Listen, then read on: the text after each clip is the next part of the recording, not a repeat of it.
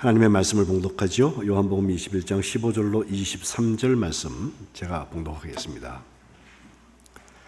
그들이 조반 먹은 후에 예수께서 시몬 베드로에게 이르시되 요한의 아들 시몬아 내가 이 사람들보다 나를 더 사랑하느냐 하시니 이르되 주님 그러하나이다. 내가 주님을 사랑하는 줄 주님께서 아시나이다. 이르시되 내 어린 양을 먹이라 하시고 또 두 번째 이르시되 요한의 아들 시몬아 네가 나를 사랑하느냐 하시니 이르되 주님 그러하나이다. 내가 주님을 사랑하는 줄 주님께서 아시나이다.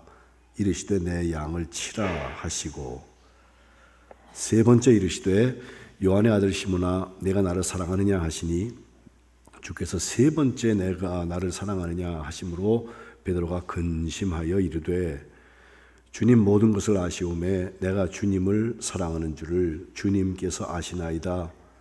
예수께서 이르시되 내 양을 먹이라. 내가 진실로 진실로 내게 이르노니 내가 젊어서는 스스로 띠띠고 원하는 곳으로 다녔거니와 늙어서는 내 팔을 벌리리니 남이 내게 띠띠우고 원하지 아니하는 곳으로 데려가리라. 이 말씀을 하심은 베드로가 어떠한 죽음으로 하나님께 영광을 돌릴 것을 가리키심이러라. 이 말씀을 하시고 베드로에게 이르시되 나를 따르라 하시니 베드로가 돌이켜 예수께서 사랑하시는 그 제자가 따르는 것을 보니 그는 만찬석에서 예수님의 품에 의지하여 주님을 파는 자가 누구오니까 묻던 자더라. 이에 베드로가 그를 보고 예수께 여짜오되 주님 이 사람은 어떻게 되겠사옵나이까? 예수께서 이르시되 내가 올 때까지 그를 머물게 하고자 할지라도 네게 무슨 상관이냐? 너는 나를 따르라 하시더라. 이 말씀이 형제들에게 나가서 그 제자는 죽지 아니하겠다 하였으나 예수의 말씀은 그가 죽지 않겠다 하신 것이 아니라 내가 올 때까지 그를 머물게 할지라도 네게 무슨 상관이냐 하신 것이로라. 아멘. 이는 하나님의 말씀입니다. 오늘 어린이 주일을 맞아서 지난주에 이어서 부활하신 예수님께서 베드로에게 하신 말씀을 함께 묵상하시는 중에 하나님의 자녀들에게 부활의 영이 임하시기를 주님의 이름으로 축복합니다. 우리들이 다 하나님의 자녀고 교독할 때 우리가 말씀 고백한 것처럼 어린아이와 같이 되지 않고는 천국에 들어갈 수 없다. 자기를 낮추는 자가 천국에서 큰 자라는 말씀을 주님께서 다시 말씀하십니다. 오늘 어린이 주일에 우리가 어렸을 때만 생각하는 것이 아니라 지금 이 나이도 주님 보시기엔 다 자녀입니다. 그 자녀들이 부활의 영에 사로잡혀서 천국의 권세를 가지고 승리하는 역사가 있으시기를 주님의 이름으로 축복합니다. 베드로라는 사람, 우리가 아는 예수님의 제자 12명 중에서 수제자라고 말하죠. 그의 이름이 원래 시몬이었습니다. 예수님께서 그를 보고 너를 게바라하리라. 게바라는 말이 아람어로 반석이든 돌덩어리라는 뜻이에요. 그래서 게바라는 말을 히라보, 그러니까 우리 신약 성경이 쓰여진 그리스어로 바꾸면 페트로스라 하는데 거기서 우리가 베드로라는 이름을 그에게 주고 있습니다. 그의 이름은 시몬이고 예수님께서 주신 이름이 베드로입니다. 그래서 우리가 시몬 베드로 그러면 한 사람의 이름인 것처럼 한 이름으로 생각하지만 하나는 진짜 이름이고 하나는 예수님께서 불러주신 이름이다. 이렇게 생각하면 좋겠습니다. 그가 수제자인 것은 먼저 불림받기도 했지만 제자들 중에서 나이가 좀 더 많았던 것 같고요. 또 그는 제자로 불림받았을 때 이미 결혼 생활을 하고 있었고 또 그의 성격이 아주 강하게 드러났죠. 그래서 열정도 있고 책임적이고 베드로가 시행착오도 많이 하지만 정말 수제자 같은 일을 참 많이 하는 것을 성경은 말합니다. 그 중에 대표적인 게 예수님을 향하여서 예수님에 대한 고백을 드린 장면이 마태복음 16장 16절에 나오는데 주님께서 너희는 나를 도대체 누구라고 하느냐? 내가 너희에게 도대체 누구냐? 라고 물으셨을 때 베드로가 대답한 대답이 주는 그리스도시요 살아계신 하나님의 아들이십니다. 라고 하는 고백입니다. 예수님이 나의 주님이시고 그리스도 기름 부음 받은 분이시고 하나님의 아들이십니다라고 하는 이 고백 속에 예수님이 썩 만족하셔서 칭찬하셨습니다. 이걸 네가 알게 된 것은, 바요나 시몬아, 네게 알게 된 것은 혈육으로 육신적인 방법으로 너희가 알아서 고백된 것이 아니라 하늘에 계신 아버지께서, 내 아버지께서 내게 알려주셨다라고 말씀하셔서 그가 예수님의 제자일 뿐 아니라 하나님의 자녀된 것을 다시 한번 연상하게 합니다. 뿐만 아니라 주는 그리스도시요 살아계신 하나님의 아들이십니다 라고 하는 그 고백 위에다가 주님께서 반석이라고 칭찬하시면서 게바, 그 위에다가 내가 교회를 세우겠다. 이 교회는 음부의 권세가 이길 수 없는 것이고 천국 열쇠를 내게 주겠다. 그래서 베드로를 그릴 때 보면 다 열쇠 하나 큰 걸 들고 있는데 그걸 우리가 천국 열쇠를 상징하는 것입니다. 음부의 권세가 이 천국 열쇠를 가지고 있는 베드로 그리고 교회를 이길 수 없고, 그 열쇠 갖고는 땅에서 매면 하늘에서도 매이고 땅에서 풀면 하늘에서도 풀린다. 그게 예수님의 약속의 말씀입니다. 실제로 베드로는 예수님을 가장 가까운 거리에서 잘 섬겼던 제자이기도 하고 3인반 중에 하나라서 아주 특별한 일들도 많이 경험해서 제자 중에서 예수님한테 주님 날 걸어오라고 하세요. 물 위로 걸어오라고 하세요 라고 해서 예수님 오라 그러시니까 걸어갔던 사람, 물론 나중에 빠지기도 하지만 시행착오를 떠나서 이런 모험심도 참 많았던 사람 같습니다. 그런데 그의 의협심과 의리는 예수님의 마지막 십자가 앞에서 가차없이 깨지고 맙니다. 예수님이 잡히시기 전날 밤, 아니죠, 잡히시던 날 밤이죠. 그 마지막 만찬을 하시던 날인데 세족식을 하신 것으로 요한복음 13장에 기록하거든요. 발을 다시 써 주신 후에 새 계명을 너에게 준다. 서로 사랑해라 라고 주님께서 말씀하시면서 주님은 떠난다는 말씀을 또 하시는 거예요. 그러니까 베드로가 주님 어디로 도대체 가시는데 그래요? 예수님께서 하시는 말씀 어디라고 안 가르쳐 주시고요. 내가 가는 곳에 지금은 내가 따라올 수 없다. 후에 따라올 것이다 라고 대답하세요. 베드로가 무슨 얘기입니까? 지금 어딜 가시는데 그래? 내가 주를 위해서 목숨까지 버리겠습니다라고 하면서 주님을 따르겠다고 아주 의협심이 충만해서 얘기를 하는데 예수님께서 거기다 대고 하신 말씀이 슬픈 얘기죠. 네가 나를 위해서 목숨을 버린다고? 내가 아멘 아멘 진실로 진실로 내게 말한다. 달기 울기 전에 내가 3번 나를 부인할 것이다 라고 말씀하세요. 그러니까 여기 사랑에서 시작돼서 예수님이 가시는 것에 대해서 자기가 열심과 나 아시잖아요 내가 예수님 편이에요 라고 말했던 그의 그랬으면 좋겠다는 거예요 사실은. 근데 그런 줄 알고 살아요 사람들이. 그런 베드로의 껍데기의 모습과 예수님께서 예언하신 대로 나중에 따라오게 될 거다. 지금은 아니다.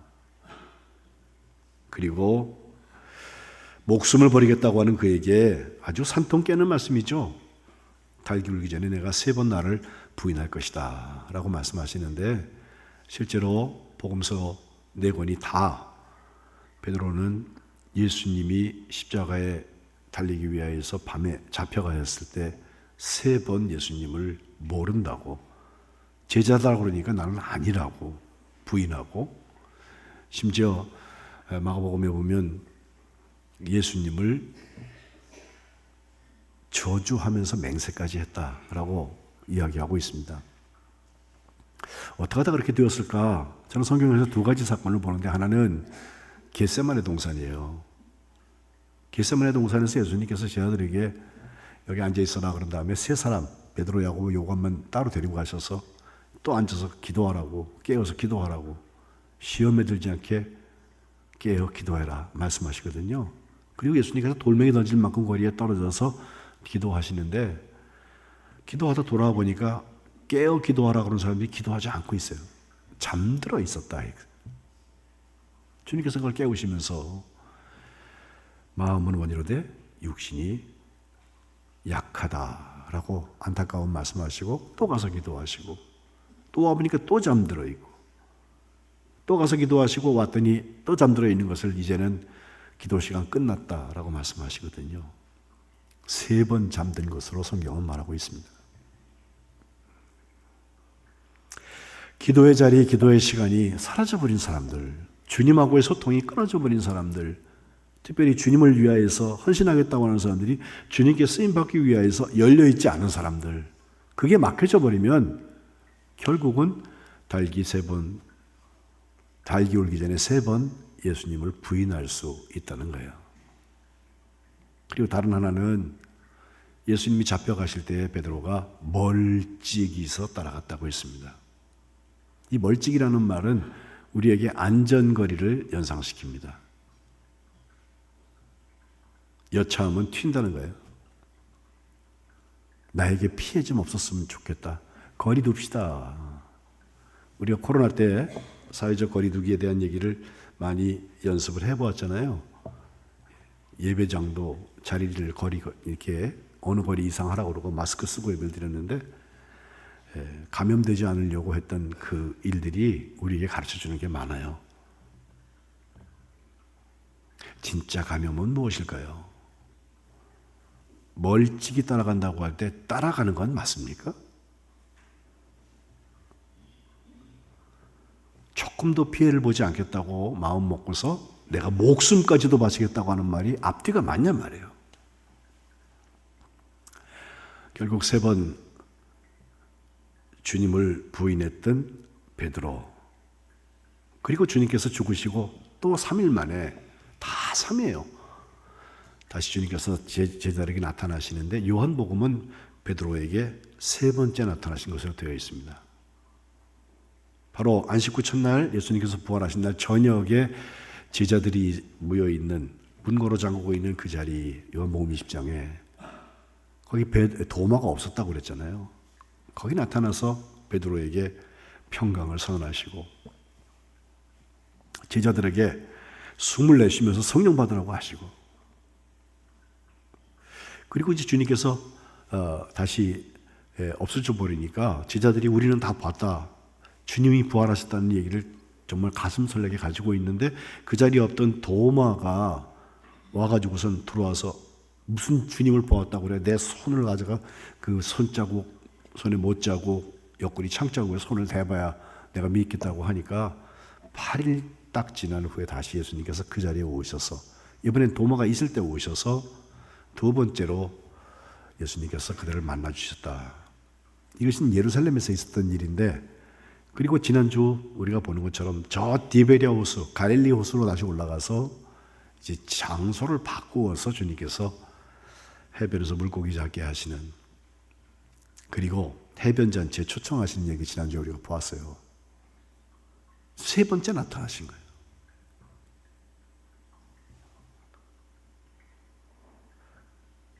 베드로, 주를 위하여서 내가 목숨도 걸겠다고 얘기했던 그 사람인데 3번 잠들었죠. 3번 부인했죠. 주님께서 3번 나타나셨습니다. 이 3번째 나타남에 해변잔치에서 조반 목자하고 식사하신 후에 일어난 일이 오늘 15절부터 시작되고 있습니다. 예수님께서 다른 제자들보다 시몬, 곧 그 베드로에게 분명히 말씀하십니다. 내가 이 사람들보다 나를 더 사랑하냐? 첫 번째 질문은 이 사람들보다, 그리고 더라고 하는 말이 들어있습니다.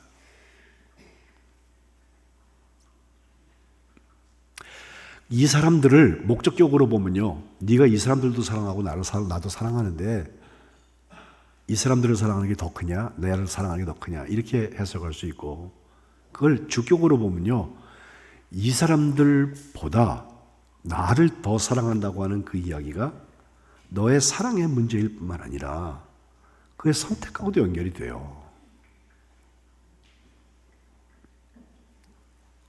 이 사람들이 나를 사랑하는 것보다 네가 나를 더 사랑한다고 비교해 보아라.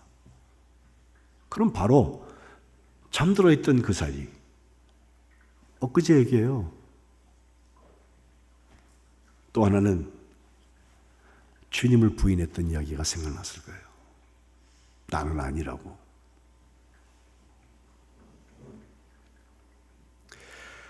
베드로는 주님한테 대답합니다. 주님, 그렇습니다.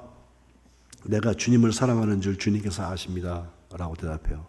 베드로는 똑같은 말을 계속합니다. 주님께서 물었던 그 이야기, 이 사람들보다 나를 더 사랑하는 거 맞냐? 주님께서는 내 어린 양을 먹여라. 이렇게 대답하시는데 이것을 한 번도 아니고 두 번, 세 번을 반복하시는데 조금씩 달라요. 두 번째 물으실 때는 이 사람들보다 더 이게 없고 내가 나를 사랑하느냐? 라고 물으시고, 첫 번째 사랑과 두 번째 사랑은 다 우리가 아래 내려가서 식사할 때 그 아가페 호레 가잖아요. 하나님의 사랑을 말해요. 그 아가파오라는 동사를 써서 아가페의 사랑을 물으시는데 마지막 세 번째는 아가페로 묻지 아니하시고 필레오, 우리 친구들 간의 사랑, 의리 지키는 사랑으로 물으세요. 왜? 베드로의 대답은 다 똑같이 필레오예요. 하나님의 사랑으로 사랑하냐고 물으시는데 베드로의 대답은 내가 주님을 인간적인 사랑으로 사랑하는 거 주님 아시잖아요. 내가 의리 지키려고 애쓰는 거 아시잖아요. 두 번째 똑같은 것도 물으세요. 대신에 이번에는 이 사람들보다 더라는 말이 없어요. 근데 베드로의 대답은 주님 아시잖아요. 주님께서 세 번째, 그래 인간적인 사랑이라도 사랑하냐? 라고 물었어요. 그렇자 세 번째, 오늘 17절에 보면 베드로는 세 번째 나를 사랑하느냐라고 하시는 말씀을 하시니까 근심이 생겨서 하는 말, 주님 모든 것을 아시잖아요. 내가 주님을 사랑하는 줄을 주님께서 아십니다. 라고 말하는데 거기에 대고 처음에 했던 내 양을 먹여라, 내 어린 양을 먹여라, 또 두 번째 내 양을 쳐라 라고 하는 목양의 사명을 주고 계세요.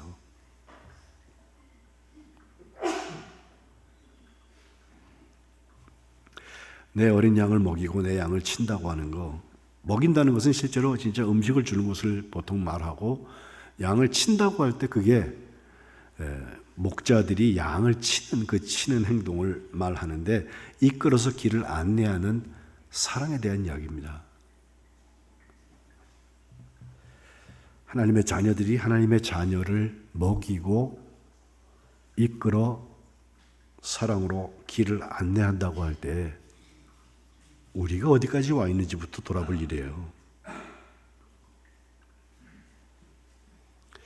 베드로는 오늘 예배 시작에 제가 베드로전서 4장 7절과 8절 말씀을 읽었는데 마지막에 제가 한 번 더 보겠습니다만은 사랑이 허다한 죄를 덮는다는 그 말 속에는 자기의 주님을 부인했던 그 경험이 있어요.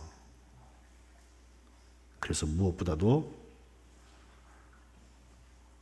서로 사랑하라고 베드로가 다시 한번 얘기하고 있는 것입니다. 그 사랑 가지고 어린 양을 먹이고 친다고 할 때 베드로 전서 5장 1절부터 3절에 보면 그 양을 먹이고 치는 방법이 이렇게 권면되고 있어요. 너희 중에 있는 하나님의 양무리를 칠 때 억지로 하지 마라. 소 끌고 가듯이 그냥 억지로 하는 거 아니에요.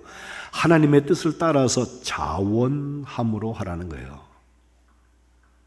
저도 어려서 자라날 때 시대적으로 볼 때 그때는 굉장히 위기적인 사회였어요. 대통령은 정말 권한이 있고 그래서 군대를 가고 싶은, 장군이 되고 싶어하는 친구들도 있었고, 그 힘 있는 사람이 위에서 내려누르면 탑다운 형식으로 위에서 아래로 하는 그 일이 법이었단 말이에요.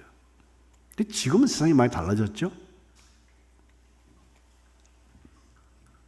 윗사람들이 아랫사람의 눈치를 보는 세상이 왔어요. 근데 여기서 중요한 것은 아랫사람 눈치 본다고 아랫사람들이 자기 마음대로 살라, 그건 아닙니다. 그래서 더 좋아지는 것도 있지만 더 나빠지는 것도 얼마든지 있습니다. 그런 점에서 하나님을 두려워하고 하나님의 뜻을 따라서 우리가 다 같이 자원하여서 할 일이라는 거예요. 사랑은 좋아서 해야지 사랑해야 되라고 억누른다고 되지 않습니다. 또 목양의 방법 중에 두 번째 것은 더러운 이득을 위하여서 하지 말고 기꺼이 해라. 참. 더러운 이득을 위하여서 목양하는 척하는 것은 아마 사꾼들의 이야기일 거예요. 하지만 기꺼이 하는 것은 사랑이 있기 때문에 하는 거예요. 상대가 사랑스럽지 않으면 주님이라도 사랑스러워야 일할 수 있습니다. 세 번째, 맡은 자들에게는 주장하는 자세를 하지 말고 본이 되어라. 양무리의 본이 되어라 라고 베드로가 이야기하고 있는데, 주장하는 자세, 명령하고 지시하고 이름 남기는 거 괜찮아 보이잖아요. 주님 앞에는 아무것도 아니에요.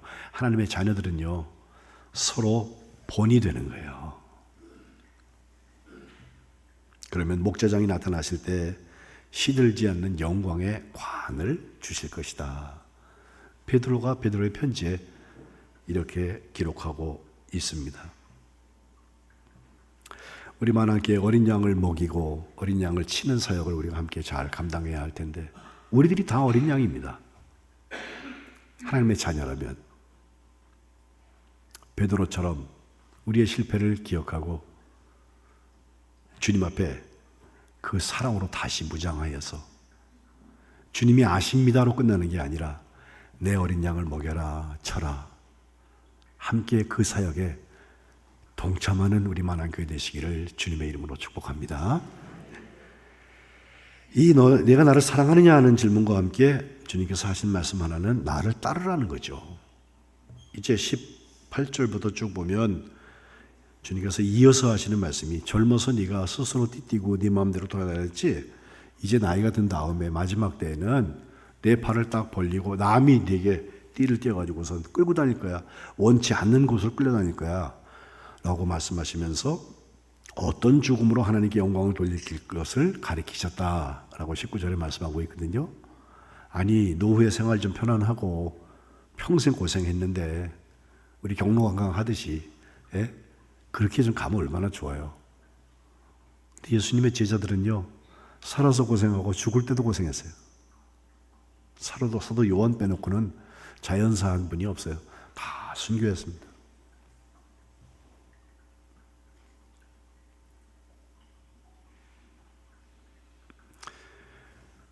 베드로한테 나를 따르라 라고 말씀하신 것, 주님하고 같이 가자.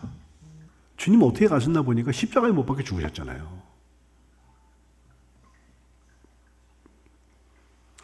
양을 돌보는 사명은 어디서 완성됩니까? 주님을 따라가는 자리에서 완성되는 것입니다. 스스로 띠뛰고 내가 좋아하는 것만 하는 게 아니라, 내가 원하는 곳으로 가는 게 아니라 나는 팔 벌리는 거예요. 그러면 띠를 딱 띠고 나를 이리 끌고 가고 저리 끌고 가고 할 거예요. 괜찮아요. 거기도 주님이 같이 가시면 돼요.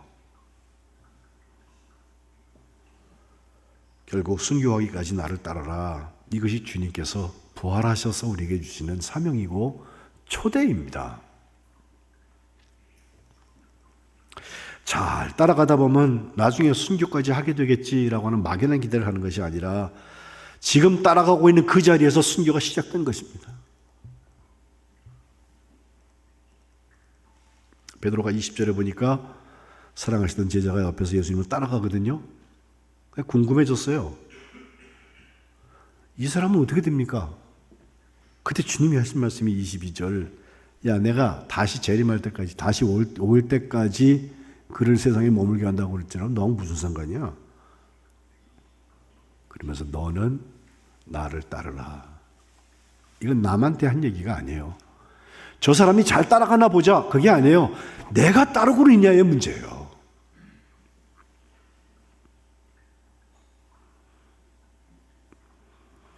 구오바디스라는 소설이 있죠. 어디로 가십니까? 아까 13장에 나오는 세족식의 장면에서 주님께서 이미 시연하셨다고 했어요. 지금 넌 내가 하는 곳에 따라올 수 없다고. 어디로 가시는데요? 베드로가 물어요. 전설과 연결하여서 헨리 시엔키비치라는 사람이 이 꾸오바디스라는 소설을 1895년도에 쓰는데 벌써 130년 됐네요. 그리고 1905년도 120년 전에 그는 노벨 문학상을 타게 되죠. 그 폴란드가 그때 러시아 점령하에 있어서 우리가 일제하에서 민족문학이 만들어진 것처럼 그 폴란드 사람들에게는 그가 쿠오바디스라는 소설을 통하여서 로마 압제 하에 있었던 이스라엘 백성들에게 하나님의 복음의 역사와 사랑의 역사가 나타나는 것을 설명하면서 많은 카타르시스, 그 해소를 많이 주었다 이렇게 봐요. 1951년도에 우리나라에 전쟁이 있을 때인데 그 로버트 테일러하고 그 데보라 카 이 두 사람이 주연한 쿠오바디스라고 하는 영화가 만들어졌죠. 그것도 벌써 75년이나 됐어요. 지금 그걸 다시 보면 영화는 길고 굉장히 좀 조악한 것 같은 기술 어떤 처리하는 방식은 좀 그런데 거기 담겨 있는 이야기는 너무너무 선명해요. AD 64년도에 네로가 황제가 되어서 10년이 된 해인데 로마를 새롭게 하기 위해서 로마에 불을 질러요. 사람들이 막 죽죠. 그거에 대해서 불난 거에 대해서 대화재가 일어난 거에 대해서 황제한테 자꾸 뭐라 그러니까 황제가 어떻게 하냐면 그거 내가 한 게 아니라 그리스도인이라고 하는 사람들이 했다. 이렇게 해서 그리스도인들을 잡아 죽이기 시작합니다. 그래서 사람들이 그 박해를 피하기 위해서 피난을 가기 시작하는데 그 영화에도 나타나고 소설은 물론 말할 것도 없고 제일 중요한 것은 베드로입니다. 베드로가 거기 더 있을 수가 없어서 이제 피신하라고 성도들이 하니까 죽으면 교회 담임 목사가 죽어버리면 어떡해. 예? 그래서 이제 몸을 피하게 하는데 그가 어떻게 피신하는 길에 나서서 뒤에 막 불이 나고 있는 그 장면을 제가 기억을 하는데 가는 길에 예수님을 만나요. 깜짝 놀라가지고 주여 어디로 가십니까? 꾸오바디스 도미네라고 주님을 부르거든요. 근데 주님께서 대답하신 게 전설에 그렇게 되어 있습니다. 나는 십자가를 다시 지기 위해서 로마로 들어간다. 자기는 로마에서 도망가고 있는데 주님은 십자가 지기 위해서 들어가신다는 거예요. 베드로가 와서 깨닫고 길을 돌이켜서 들어가서 나중에 순교하게 되는데 그 순교하는 장면에 베드로는 집행관들한테 부탁을 해요. 베드로 행전이라는 위경이 있는데 거기에 분명하게 나타나기를 이렇게 설명합니다. 예수님이 하늘에서 땅에 오셨잖아요. 근데 왔다가 부활 승천하셔서 가셨잖아요. 이제 내가 하늘나라로 올라가는 영광을 입었다. 순교하는 그 장면에 그가 하는 말. 그러니 내 머리는 땅을 가리키고 다리는 하늘을 향해야 위로 올라가는 게 됩니다. 이렇게 말해요. 저는 어려서 이 얘기를 들을 때 베드로가 예수님은 이렇게 죽으셨는데 나도 이렇게 죽을 수 없습니다. 그 말도 있어요. 그러니 나는 거꾸로 다 매달아 주세요라고 얘기했다는 거, 그게 자기의 순종 혹은 겸손의 표현이라고 생각했어요. 근데 이번 말씀 전하면서 준비하면서 이 말씀을 계속 묵상해 보는데 그렇다. 우리가 머리를 위로 가지고 있을 때는 아래를 보고 살아요. 근데 머리가 아래에 있으면 위를 보게 해서 발인입니다. 우리의 시선과 시점, 관점이 어디 있느냐 얘기예요. 나를 따르라, 주님을 따라가는 사람은 머리 위에 있지 않습니다.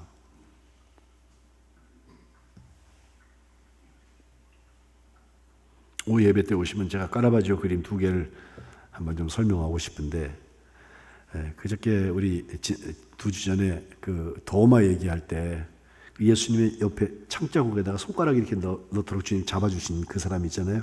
그걸 그린 카라바지오라는 사람, 정말 40살밖에 안 살았지만 아주 명화들을 많이 남겼어요. 로마의 한 성당에 2개의 그림을 올렸는데 그 중에 하나가 베드로가 십자가에 거꾸로 매달리고 올라가는 그 장면을 그린 게 있어요. 잠깐 그림 보여주시면 저렇게 되어 있는데 노인네 한 분 계시고 3분의 집행관들이 있을 뿐이에요. 보통 베드로가 십자가에 죽는다고 하면 머리 후광이 있고 하나님께서 천사들을 막 보내주시고 끝까지 그 일을 잘 감당했다고 이렇게 하는 보통 그림을 그리고, 특별히 로마 카톨릭에서는 초대 교황이라고 믿기 때문에 그를 자꾸 올리기 위해서 그렇게 하는데, 저 그림에는 베드로는 그냥 보통 노인네요. 그리고 한 사람은 등으로 십자가를 세우려고 애를 쓰고 있고, 한 사람은 그걸 줄을 매달려고 잡아당기고 있고, 가장 왼쪽에 있는 사람은 또 그걸 붙잡고서 잡아 올리려고 하는 이 세 사람을 거기 그리고 있는데, 저 그림 속에 드러나고 있는 것은 베드로가 머리를 아려고 하고 있다는 거예요. 순교자의 눈빛 속에 나를 따라왔던 그 사람이 가지고 있는 진실된 모습, 마지막 온 힘을 다해서 상체를 살짝 일으키고 있는 순교자의 저 모습이 우리가 살아가야 될 길이고 우리 자녀들에게 가르쳐야 될 길이에요. 베드로전서 4장 7절과 8절 다시 한번 읽습니다. 만물의 마지막이 가까워왔으니 그러므로 너희는 정신을 차리고 근신하여 기도하라. 무엇보다도 뜨겁게 서로 사랑하라. 사랑은 허다한 죄를 덮는다. 어린이 주일에 네가 나를 사랑하냐? 나를 따르라 하고 하시는 주님의 음성 다시 한번 새롭게 듣고 베드로처럼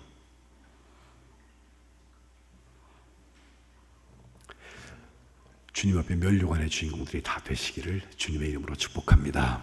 기도하겠습니다. 하나님, 고맙습니다. 주님을 배신하는 저희들을 사랑하셔서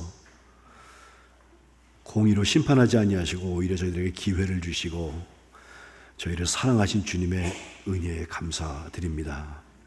저희가 베드로처럼 주님 앞에 세움받을 것 없지만 주님께서 아십니다 라고 얘기할 수밖에 없지만 주님 다시 기회를 주셔서 저희가 주님의 양을 치고 주님의 양을 먹이는 자리에 세우게 하셨사오니 주님, 저희들의 가정에, 저희들의 교회에, 저희들의 삶에 만나지는 모든 관계 가운데 이 사랑의 역사가 열매 맺게 도와주옵소서. 내가 나를 사랑하느냐 하신 후에 나를 따르라 하셨사오니 주님의 십자가를 지고 주님과 함께 한 걸음 한 걸음 걸어갈 수 있도록 은혜 베풀어 주옵소서. 예수님의 이름으로 기도합니다. 아멘.